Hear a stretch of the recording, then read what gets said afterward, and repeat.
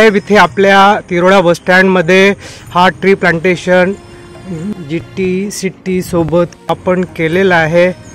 याविषयी तुम्ही काय म्हणाल? आज सगळे लोक आले तिरोड्याचे, काही दोन शब्द बोला।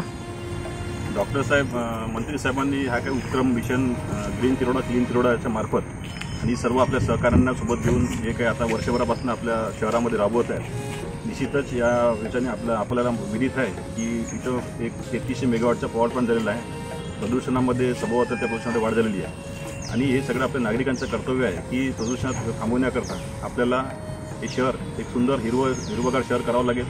आणि याकरता त्यांनी आपण पाहिले की सिनियर लोक पण आहेत, ज्युनियर लोक आहेत, काही मुलं पण आपल्यासोबत सहभागी झाले आहेत। म्हणजे 3 पिढ्यांपासून आपला जो काही सहवास लाभला आहे, हा पुढं आपल्याला एक आपली येणारी पिढी त्यांना एक चांगलं वातावरण मिळावं याकरता डॉक्टर साहेबांनी त्यांची ग्रीन तिरोडा जी टीम कार्यरत आहे, त्या सर्व टीमला माझे आभार आणि सर्वांना पुढील कार्याकरता शुभेच्छा। धन्यवाद। थँक्यू।